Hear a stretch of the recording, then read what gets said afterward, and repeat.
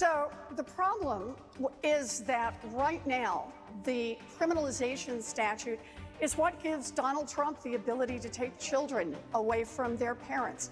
It's what gives him the ability to lock up people at our borders. The biggest problem right now that we have with immigration, it's Donald Trump. He's using immigration to not only rip apart families, but rip apart this country. A mother and a child walk thousands of miles on a dangerous path. In my view, they are not criminals. You know, the border security can be part of that package, and we can still be a nation of laws.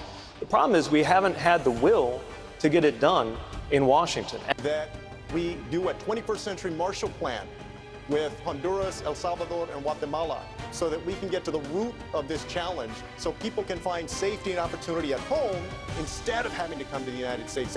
If, in fact, you say you can just cross the border, what do you say to all those people around the world who, in fact, want the same thing to come to the United States and make their case, but they don't, that they have to wait in line? We have to make America what it's always been, a place of refuge. We got to boost the number of people we accept. I'm proud of being the first governor saying, send us your Syrian refugees. As president, would you continue President Trump's steel tariffs, yes or no? Evaluate. I think some of them are effective, but he's bungled the whole thing. So we've got to be building bridges right now with people like China who are cheating on international agreements and stealing intellectual property. We need to work on that, but not with the tariff system. President Trump wants to build physical walls and beats up on immigrants. Most of the folks running for president want to build economic walls to free trade and beat up on President Obama. I'm the only one running for president who actually supports the Trans-Pacific Partnership. Jerome Powell just dropped the interest rates, and he admitted why.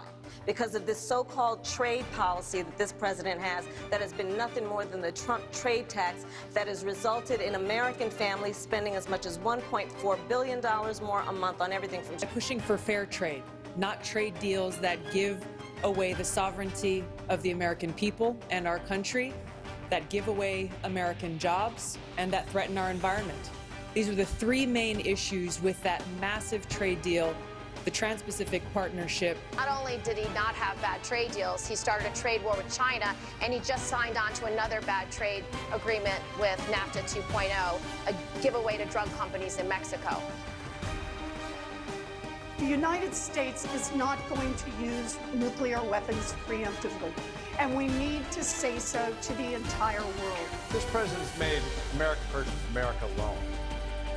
Our allies no longer trust us. Our adversaries are with us. But going from a position of strength, we should be negotiating down so there aren't nuclear weapons. We're responding to the fact that we pulled out of this agreement. And it wasn't just us and Iran. There were many other world powers that were part of that multilateral agreement.